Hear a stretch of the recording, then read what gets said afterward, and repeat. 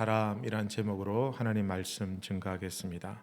우리가 살다 보면 잊지 못하고 기억하는 사람들 중에 두 부류의 사람이 있습니다. 대부분의 사람들은 좀 시간 지나면 다 잊어버리지만 하나는 원수를 갚고 싶은 사람들.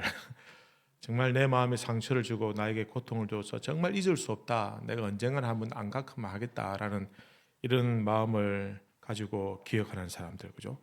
다른 하나는 나에게 너무 참 은혜를 많이 베풀어 주고 감사해서 좀 내가 꼭 기억하고 언젠가는 내가 이 은혜를 한번 보답하고 싶다라는 사람들, 그죠? 이런 사람들을, 이런 두 부류의 사람들을 기억하게 된다라는 것입니다.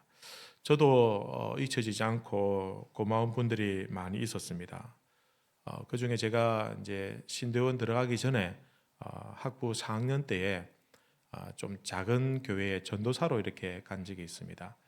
그 교회가 전도사가 부교육자가 저 혼자밖에 없는 거예요. 그래서 제가 주일 새벽부터 가가지고 아침부터 굉장히 일을 많이 했습니다. 유초등부 설교도 하고 중고등부도 하고 또 청년회도 하고 뭐 안 믿으시겠지만 제가 찬양대 지휘도 했습니다. 한 번씩 이렇게. 그러다 보니까 오후 하루 종일 있다 보니까 너무너무 힘들고 또 지쳤었어요. 그래서 이제 주일 새벽부터 가야 되니까 토요일 그 교회에서 잠을 자야 되는데 그 상가 교회였기 때문에 잠잘 곳이 없었다라는 것입니다. 그래서 이제 어떻게 할까? 뭐 새벽마다 집이 좀 멀었기 때문에 뭐 택시 타고 오는 것도 좀 부담이 되고 그러던 중에 저하고 나이가 같은 신대원에 들어가려고 준비하고 있는 청년이 있었는데 그 청년이 결혼을 하고 다시 그 교회에 이제 딱 오게 된 거예요. 신혼이죠. 신혼인데 근데 이 청년이 저에게 자기 집에 와서 잠을 자라는 겁니다. 얼마나 고마운지. 근데 방이 한 칸이에요. 지금은 뭐 상상도 할 수 없는 일이지만 또 가서 오라고 하는 사람도 이상하지만 가서 자는 사람도 이상하겠죠, 그죠? 근데 뭐 제가 젊었을 때는 또 그런 데 대해서 좀 약간 좀 그죠. 그래서 방이 좀 약간 넓었었습니다. 그래서 쫙 구석에서 이불 펴고 잠을 잘 수 있도록 이렇게 해줬는데 제가 또 가서 잤어요. 교회에서 괜히 교회에서 자가지고 입 돌아가는 것보다는 낫겠다 싶어서. 근데 너무너무 고맙죠. 너무너무 감사하고. 근데 부인도 나이가 동갑인데 그분도 괜찮다는 거예요. 이상하죠? 왜 그런가 싶었더니 이 두 분이 선교사로 가기 위해서 결혼하기 전부터 딱 서로 기도하고 마음을 딱 모으고 또 선교사적인 마인드가 준비가 되어 있었던 분들이에요. 결국은 이분이 신대원을 졸업하고 지금 케냐에 선교사로 가 계세요. 제가 참 고맙고 너무 감사해서 좀 어떻게든 뭘 좀 도와드리고 싶은데 그 보니까 저희 교회에서 훈하는 교회가 케냐의 정동철 선교사님이 저희 교회 몇 년 전에 대장암이 발병해가지고 그죠 국내에서 치료하고 거의 뭐 죽다가 살아났죠, 그죠? 저희 교회 오셔서 간증도 하시고 그렇게 한 기억이 있습니다, 그죠? 사실은 뭐 제가 개인적으로 은혜를 갚고 이런 게 아니었어요. 사실은 그분이 사역을 너무너무 참 잘하시기 때문에 오히려 도와드리는 저희에게 영광이고 도와드리는 저희가 오히려 뿌듯하고 감사할 정도다라는 것입니다.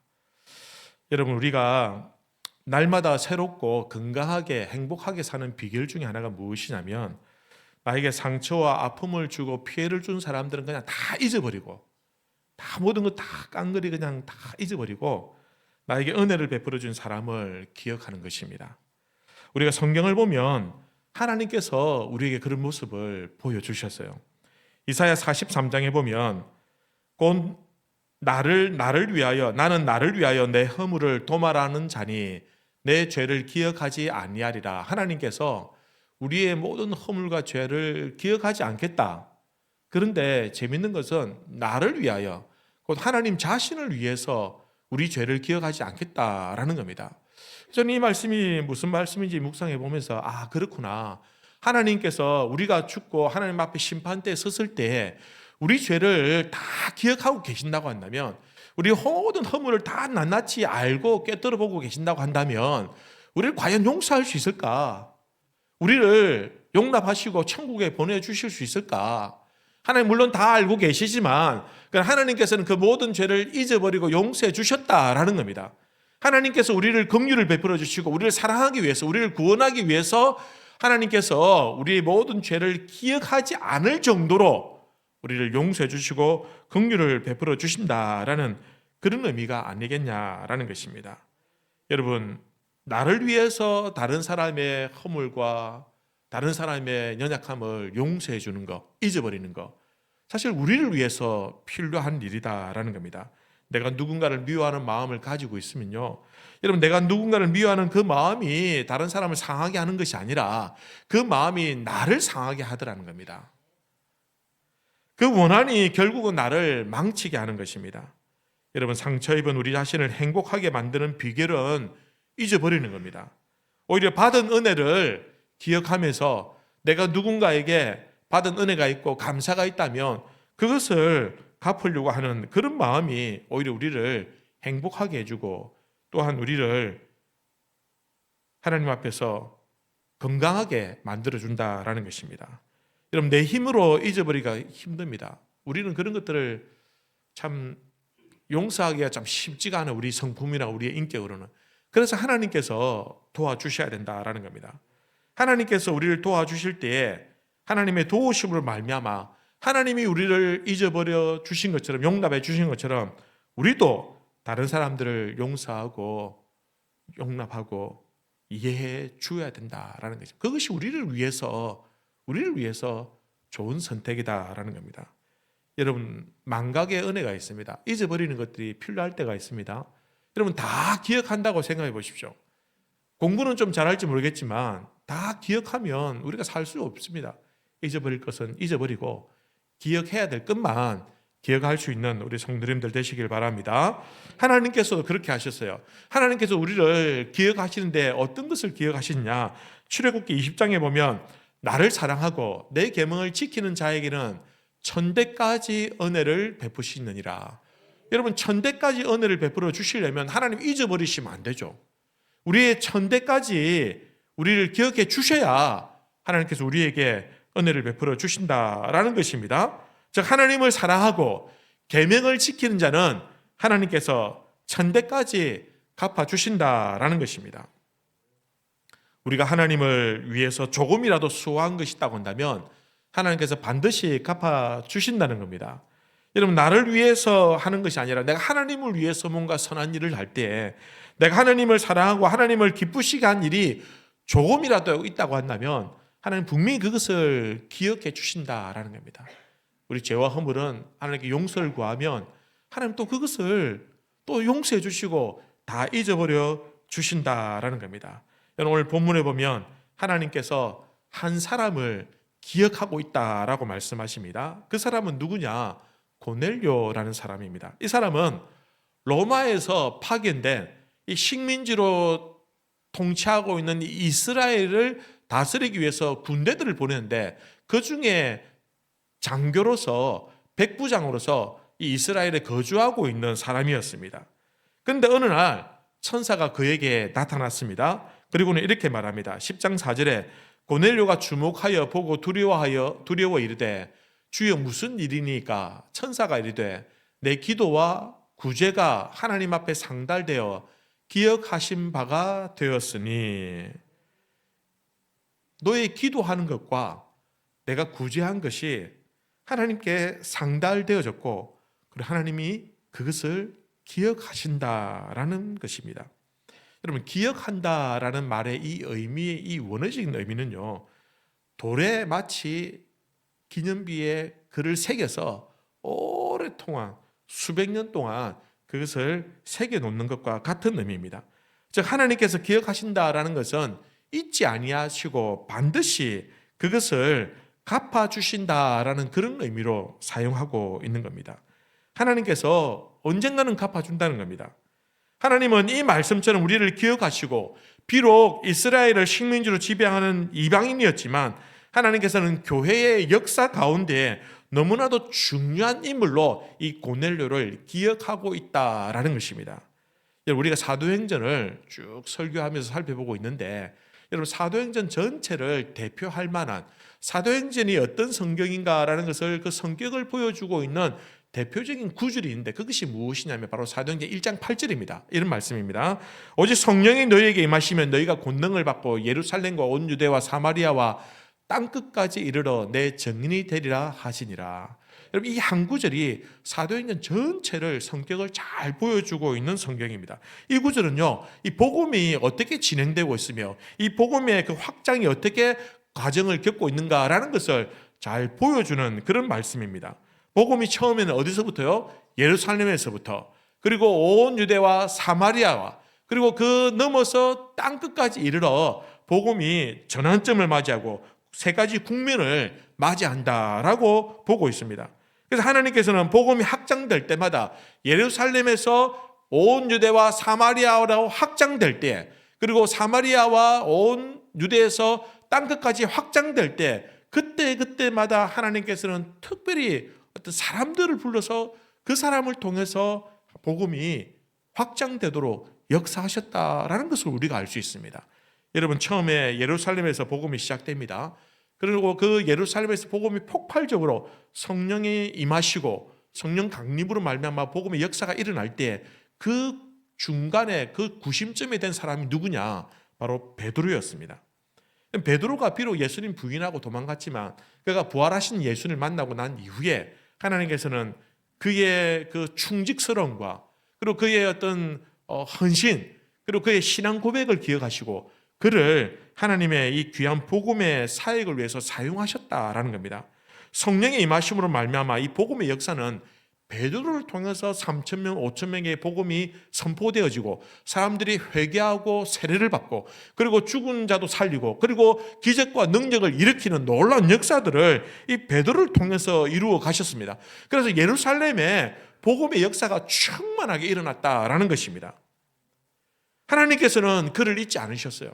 그리고 이 베드로를 그렇게 귀하게 사용해 주셨다라는 겁니다. 여러분 그 다음에 예루살렘에 핍박이 일어났습니다. 그러자 많은 제자들이 예루살렘을 떠나서 유대 구석구석에 흩어지고 그리고 심지어는 이방인들처럼 여기고 좋아하지 않은 사마리아 지역까지 제자들이 흩어져서 살게 되었습니다. 이제 복음이 유대와 사마리아까지 확장됩니다. 유대와 사마리아까지 확장되는 그 과정에서 사용한 사람이 누구냐면 바로 빌립이다라는 겁니다. 빌립은 어떤 사람입니까? 빌립은 초대교회 때에 교회가 사도들이 너무너무 많은 일들을 감당하기 어려울 때 집사 7명을 세운데 그 중에 한 사람이 바로 빌립이었습니다. 성경에서는 빌립을 세울 때 그가 어떤 사람이었는가라는 것을 설명하고 올 때 그가 성령과 지혜가 충만한 사람이다라고 그렇게 말하고 있습니다. 지혜와 성령이 충만한 7 집사를 세웠다라고 성경은 그렇게 증언해주고 있습니다. 이 빌립은 성령이 충만한 사람이었고 그는 지혜로운 사람이었습니다. 그가 사마리아에 가서 복음을 전합니다. 그리고는 그곳에서 성령의 역사가 나타나게 되고 그리고 다른 제자들이 다른 사도들이 사마리아에 가서 그 사실을 확인하는 역사들이 일어나게 되었다라는 겁니다. 복음이 예루살렘을 넘어갈 때 그 전환점에 누구를 사용하셨냐? 빌립을 사용하셨다라는 겁니다. 자, 이제 세 번째 국면입니다. 세 번째 이 온 유대와 사마리아를 벗어나서 이제 땅끝까지 복음이 전거되어야 되는데 이 복음이 땅끝까지 확장되는 그 기점에서 그 관문에 누가 서 있었냐? 바로 오늘 본문에 나와 있는 고넬료가 있다라는 것입니다. 여러분 고넬료는 하나님께서 기억하시고 그를 이방의 문을 열어갈 때 이제 복음이 이방인들에게 본격적으로 공식적으로 전거될 때 그때 그 통로로 사용한 사람이 바로 이 고넬료다라는 것입니다. 그를 통하여 열려진 그 이방의 문이 그 문을 통해서 베드로가 그 문을 통해서 사도 바울이 그 문을 통해서 다른 사도들과 다른 복음을 전하는 주의 종들이 그 문을 통해서 세계 곳곳에 복음을 전하는 역사들이 일어나게 되었다라는 것입니다. 그래서 하나님께서는 이 구원의 역사 놀라운 사도행전의 마지막을 맞추는 그 퍼즐 가운데 땅끝까지 복음이 전거되는 그 첫 번째 단추를 연 사람이 바로 고넬료였다라는 겁니다.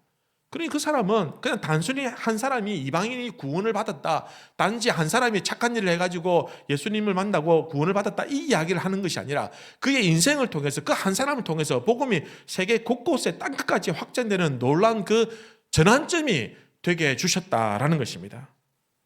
여러분, 하나님께서 왜 고넬료를 부르셨을까요? 많은 사람들이 있는데 왜 하필이면 고넬료냐라는 겁니다. 하나님께서 왜 이 고넬료를 기억하시고 있냐라는 겁니다. 오늘 우리가 이 말씀을 통해서 하나님이 어떤 사람을 기억하시는지, 하나님이 어떤 사람을 또 사용하시는지 오늘 말씀을 통해서 한번 살펴보기를 원합니다. 첫 번째는 하나님은 하나님을 사랑하는 자를 기억하신다라는 겁니다. 여러분 한번 따라해 보시겠습니까? 하나님은 하나님을 사랑하는 자를 기억하십니다. 오늘 본문의 고넬료가 하나님을 사랑하는 사람이었다라는 것을 우리가 충분히 알 수가 있습니다. 여러분, 그는 형식적으로 그냥 종교 생활하는 사람이 아니었습니다.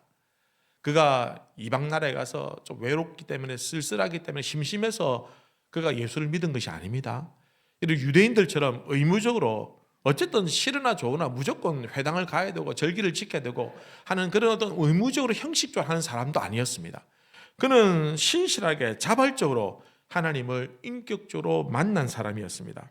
오늘 본문 2절에 보면 이렇게 기록합니다. 그가 경건하여 온 집과 더불어 하나님을 경외하며 백성을 많이 구제하고 하나님께 항상 기도하더니, 그가 경건하여라고 했는데요. 그래서 경건하다라는 말은요, 어떤 의미일까? 여러분, 경건한 사람이라는 것은 종교적인 사람을 말하는 것이 아닙니다. 경건한 사람이라는 것은 단순히 종교적인 모습을 뛰어넘어서 그의 인격이 하나님을 닮아간다라는 의미입니다. 여러분, 가들리라는 영어 단어가 있습니다. 가들리라고 할 때 ly라는 이 부사 전미어를 붙여서 어떻게 사용하냐면은 뭐뭐스럽게 뭐뭐답게 합니다. 즉 하나님답게, 하나님스럽게라는 겁니다. 어떤 것이 경건이 무엇이냐? 하나님 닮아가는 겁니다. 하나님스럽게 되는 것을 경건이다라는 겁니다. 여러분, 누가 하나님을 닮아가는 것입니까? 하나님을 사랑하는 사람이 닮아가는 겁니다. 하나님을 좋아하는 사람이 닮게 마련입니다. 하나님을 좋아하지도 않고 사랑하지도 않은 사람이 하나님을 닮을 리가 없다라는 것입니다.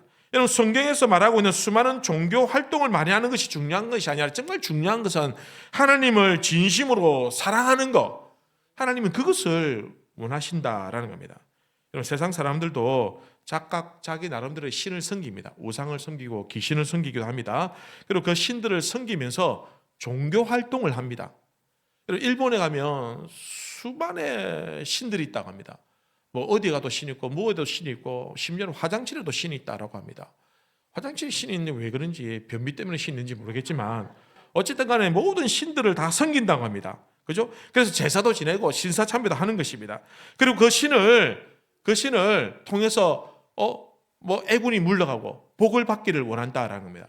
그런데 문제는 그 신들을 통해서 도움 받기를 원하고 그 신들을 통해서 복을 받기를 원하지만 그러나 그 신들을 닮아가려고 하지는 않더라는 것입니다.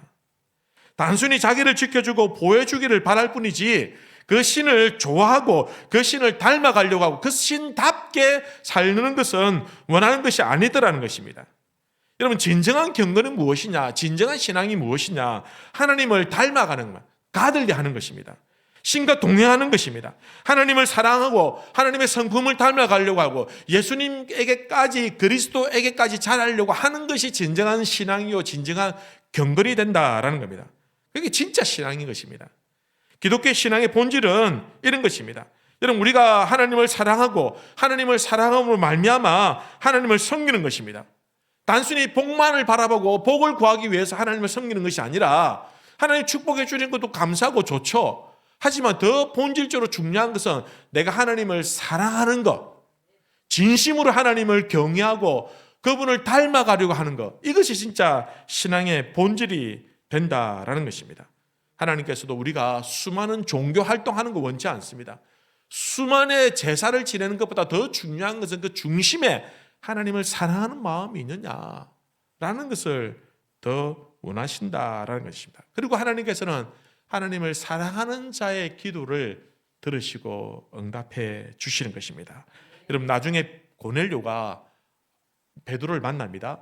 그리고 베드로가 고넬료를 만나고 난 다음에 이렇게 고백합니다. 34절 35절 보면 베드로가 입을 열어 말하되 내가 참으로 하나님은 사람의 외모를 보지 아니하시고 각 나라 중 하나님을 경외하며 의를 행하는 사람은 다 받으시는 줄 깨달았도다. 각 나라에서, 어느 나라든 유대인뿐만 아니라 각 나라에서 하나님을 경외하고 의를 행하는 사람을 하나님 받으시다는 겁니다. 베드로는 이전에 이렇게 생각했습니다. 유대인들, 이스라엘 사람들, 이 히브리인은 하나님 택한 백성이다. 하나님이 우리 기도를 들으신다. 우리를 택하셨기 때문에 우리를 구원해 주신다. 그렇게 생각했습니다. 그래서 베드로는 이방인들에게 다가가서 복음을 전하는 것을 주저하고 두려워하고 원치 않았다라는 겁니다. 왜? 그것은 하나님 뜻이 아니라고 착각했기 때문이다라는 겁니다.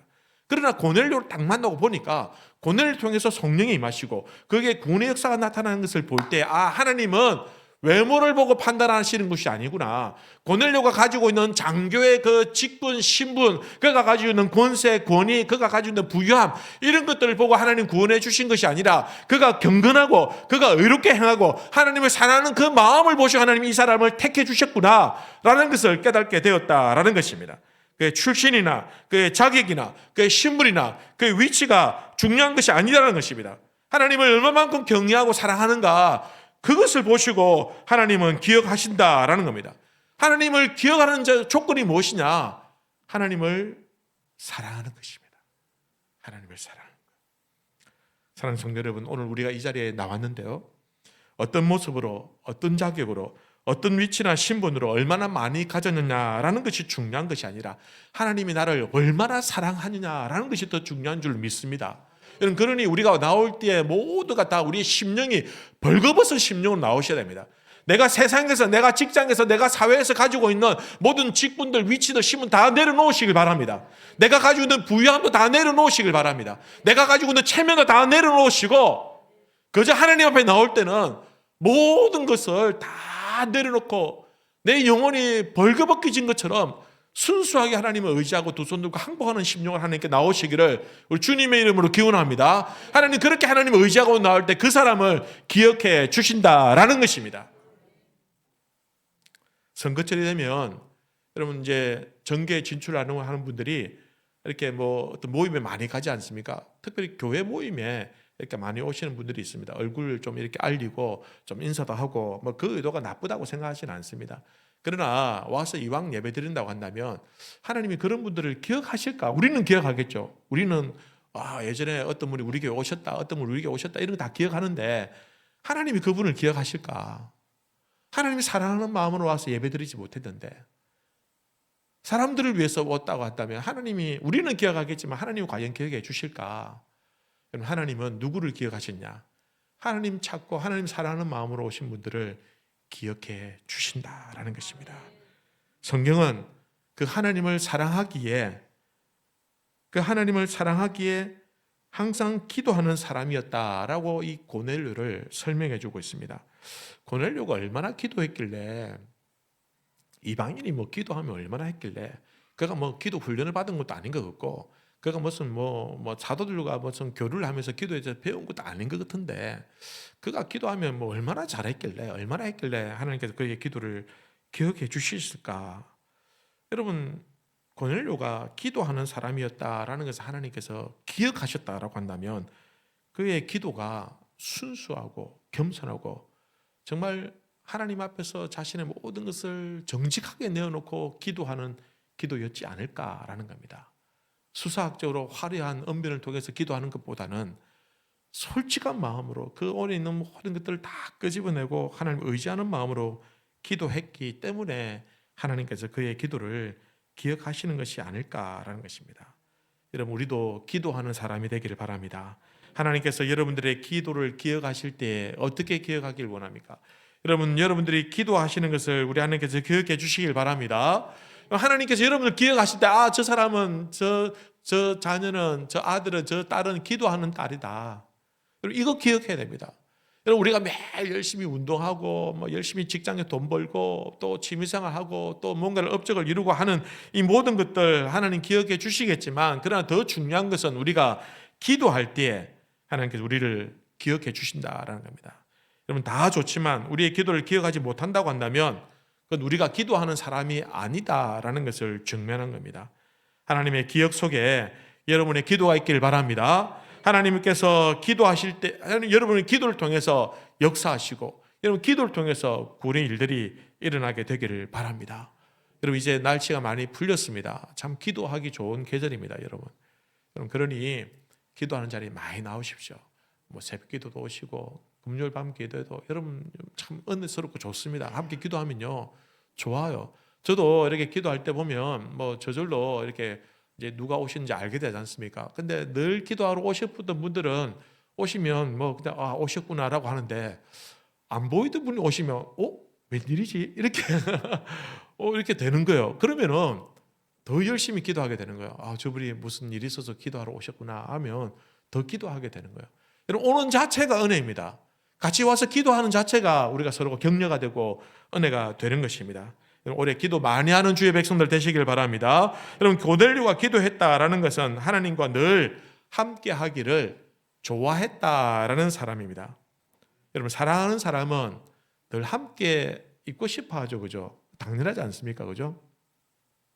제가 이제 결혼식을 갔는데 제가 학생 때 전도사님이셨던 그분이 이제 목사님이 되시고 이제 아들 딸인데 딸은 뭐 결혼했고 이제 아들이 이제 결혼을 하게 되어서 이제 서울에 이제 교회에서 결혼식을 하는 그래서 찾아뵙고 인사도 드릴 겸해서 방문했는데 요즘 우리 젊은 친구들이 보면 비혼주의자다 이런 말도 있고요. 또 결혼을 해도 아이를 안 놓는 아이들도 있고 또 결혼도 안 하고 그냥 동거만 이런 생각들이 이런 어떤 뭐 움직임들이 조금 있는 것들이 좀 약간 좀 우려스럽기도 하지만 그러니까 여러분 뭐 결혼하게 되면 찢고 볶고 싸우고 다 있죠. 상처받을 수도 있죠.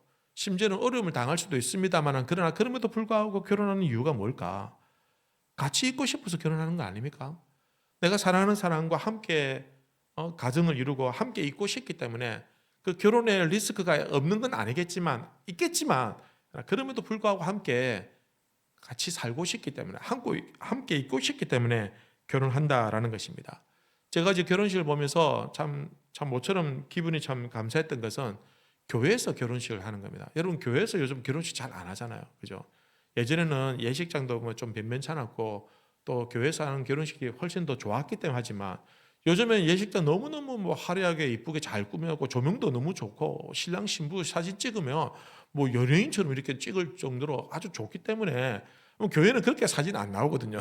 그래서 뭐 그렇게 하시는지 모르겠지만 또 요즘 보면 이제 직분자 자녀들도 여러분 사실 뭐 교회에서 잘 결혼식을 하지 않고 예식장에서 하더라라는 것입니다. 또 하는 결혼식 풍토를 보니까 요즘에는 부모님 뭐 아버지 신부 아버지가 이렇게 손잡고 가는데 그렇게 하지 않고 신랑 신부 같이 동시에 입장하는 경우들도 있고 또 심지어는 뭐 주례가 없는 결혼식도 있고요. 또 어떤 때는 보면 신부가 드레스를 입고 막 춤을 추고 막 노래도 부르는 데도 있고 그죠? 또 친구들이 와가지고 뭐 이렇게 굉장히 프로그램 진행을 재밌게 하는데 뭐 좀 뭐랄까 좀 너무 좀 장난스럽기도 그죠? 재미는 있습니다만은 좀 그렇게 유쾌하게 하는 거 그 의도는 뭐 나쁘지 않겠지만 그러나 이런 생각도 한번 가져보는 건 어떻겠습니까? 정말 내가 한 사람을 만나서 아름다운 가정을 이루고 이 가정을 통해서 내가 축복을 받고 하나님의 복을 받기를 원한다고 한다면 정말 좀 경건하게 좀 진지하게 내 인생에 내 결혼식이 이 예식이 하나님 앞에서 복을 받는 그런 기회가 되도록 하는 것은 그것도 얼마나 중요하고 좋은 일이냐라는 겁니다. 물론 함께 기뻐하고 즐거워해야 되겠지만 그러나 교회에서도 결혼식 하는 것도 참 좋겠다라는 생각이 듭니다. 제가 저희 교회 리모델링 할 때 저는 그런 기대를 했어요. 이제 교회에서 결혼식 할 수 있겠구나. 근데 한 놈도 결혼하겠다고 놈이 없어요, 교회에서. 여러분 좋지 않습니까? 여러분 저는 우리 교회에서 결혼식을 좀 하고 싶어요. 좀 이렇게 물론 제가 결혼을 하겠다는 건 아니고 제가 주례를 하겠다는 것입니다. 그죠? 여러분 한번 진지하게 생각해 보시고 이 결혼의 진정성 있는 그 의미를 통해서 내가 참 복을 받기를 원한다고 한다면 여러분 뭐 예식장도 괜찮습니다만은 그런 하나님 앞에 복을 받는 그런 결혼식이 될 수 있도록 기도하고 그렇게 준비해 주시면 좋겠다라는 것입니다. 여러분 사람은 많은 시간을 같이 있으면 닮기 마련입니다. 사랑하면 닮게 되는 것이죠. 사랑하는 성도 여러분 하나님과 많은 시간을 보내면 하나님과 닮아가는 줄로 믿으시길 바랍니다. 여러분 하나님도 우리와 함께 많이 함께 오랫동안 있기를 원하십니다. 여러분 하나님과 많은 시간을 함께 할 때 우리는 그 사람이 점점 하나님을 닮아가게 된다라는 겁니다. 여러분 세상과 더 많은 시간을 보내면 세상을 닮는 것입니다. 여러분 좋은 사람과 오래 있으면 좋은 사람을 닮는 것이고 악한 사람과 오래 있으면 악한 사람에게 영향을 받게 되는 것은 자연스러운 일이다라는 것입니다. 우리가 매주일 예배를 드릴 때 여러분 어떤 사람은 주일 한 번만 예배 드리면 되지 뭐 주일 오후 금요일 수요일까지 하느냐, 뭐 그렇게까지 하느냐. 여러분 성경을 읽을 때 뭐 성경이 구닥다리 성경이 현대하고 맞지도 않은 거 이걸 왜 읽어야 되느냐. 여러분 기도할 때 뭐 꼭 기도를 그렇게 많이 해야 되느냐라고 생각하는 분들이 계실지 모르겠습니다만, 그러나 성경은 우리에게 분명히 말씀하고 있습니다. 여러분 하나님을 사랑한다고 한다면 하나님 말씀을 가까이 할 수밖에 없고, 하나님 사랑한다고 한다면 기도하는 것은 당연한 일이고, 하나님 사랑한다고 한다면 내가 중심을 다해서 예배 드리는 것은 당연하다라는 것입니다. 여러분 내가 일주일 내내 기도 한번 하지 않고, 내가 성경 한번 들여다보지 않고, 내가 예배도 한번 겨우 형식들 한번 드리고 난 다음에 내가 어떻게 하나님을 사랑한다고, 내가 어떻게 하나님을 통해서 복을 받겠다고, 내가 단을 간다고 말할 수 있겠느냐라는 것입니다. 성도 여러분, 하나님은 하나님을 경외하고 하나님을 사랑하고 하나님을 닮아가려는 자를 기억하시고 찾아주시는 줄 믿습니다. 하나님의 기억 속에 있는 사람들 되시길 바랍니다. 두 번째는 하나님은 이웃을 사랑하는 사람을 기억하십니다. 여러분 하나님께서 고넬료의 기도뿐만 아니라 고넬료의 구제를 기억하신다라고 강조하고 있습니다. 하나님께서는 이 부분을 굉장히 중요하게 생각하고 있는 것 같습니다. 그의 기도는 단순히 자기의 유익만을 위한 기도가 아니라 자신만의 비전과 꿈을 위한, 우리 가정만을 위한 그런 기도가 아니라, 이 고넬료의 기도는 그 자신의 한계를 넘어서는 기도였습니다. 하나님께서 이 땅에 숱한 기도를 들으시면서도 고넬료의 기도에 주목하신 이유가 무엇이냐? 그의 기도가 자신을 넘어서 이웃을 향해 있기 때문입니다. 그의 기도가 자신의 민족을 넘어서 자기의 어떤 로마 북이란 그 나라를 넘어서 지금 지배하고 다스리고 있는, 어떻게 보면 천박하게 보이고 어떻게 보면 참 없어 보이고 어떻게 보면 무식하게 보이는 이 가난한 민족을 향해서 기도하기 때문에 하나님께서는 고넬료의 기도를 기억하고 있다라는 것입니다. 성도 여러분, 우리의 기도가 나를 넘었을 때 하나님께 상달되는 줄로 믿습니다. 나를 넘지 못한 기도가 어떻게 하나님께 상달되겠습니까? 여러분 내 자신의 문제에 함몰되어 있고 내 욕심과 내 욕망에 머물러 있는 기도가 어떻게 하나님께 상달되는 기도가 될 수 있겠냐라는 것입니다. 여러분 그의 기도는 아무것도 움직일 수 없는 그런 기도가 아니라 이웃을 향해서 구체적으로 나아갈 때 그 이웃을 향해서 구제라는 그 실천을 통해서 그 기도가 완성되었다라는 것입니다. 오늘 2절 말씀 한 번 더 보시면, 그가 경건하여 온 집안과 더불어 하나님을 경외하며 백성을 많이 구제하고, 여러분 기도와 구제가 분리된 것이 아닙니다.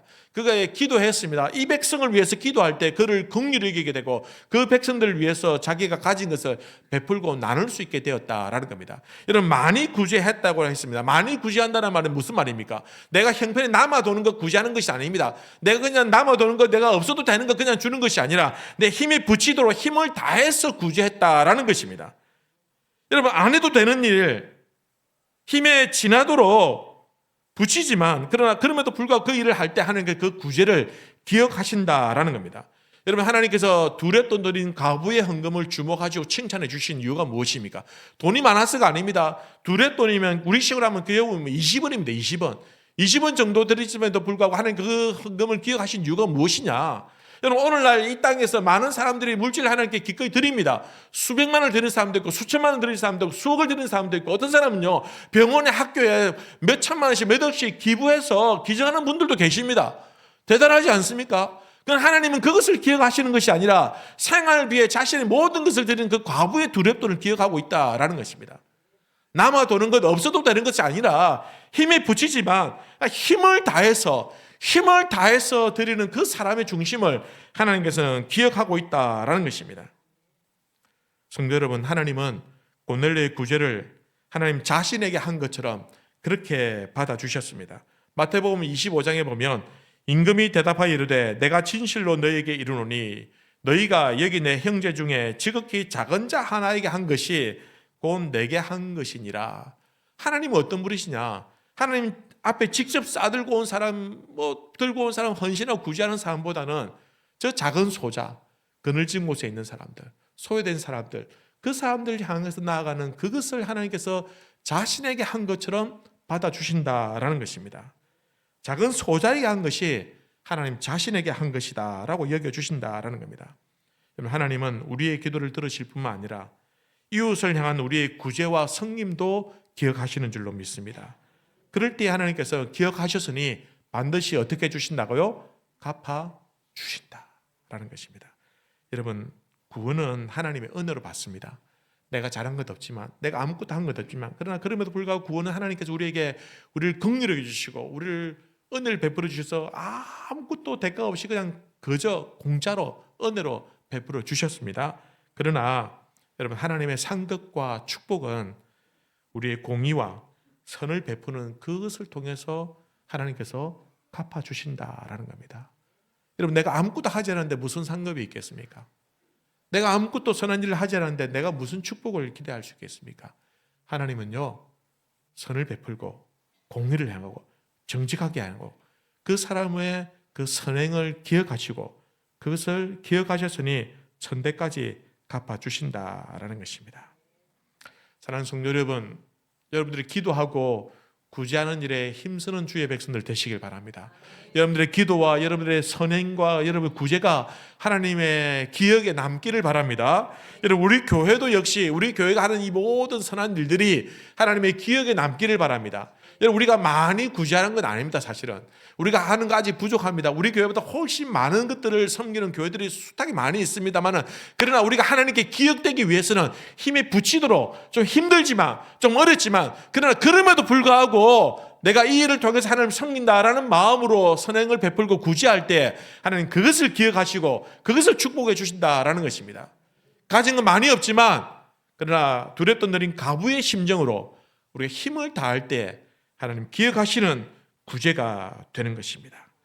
사랑하는 성도 여러분, 하나님께서 기억하시고 하나님께서 상 주시고 하나님께서 축복해 주실 만큼 여러분 기도하시고 구제하는 주의 백성들 되시길 바랍니다. 우리 모든 기도와 우리의 선행들이 하나님께 기억되고 그리하여 하나님의 복을 받는 주의 백성들의 가정, 우리 교회가 되시기를 주님의 이름으로 기원합니다. 우리 시간 다 같이 한번 기도하십시다. 말씀을 생각하면서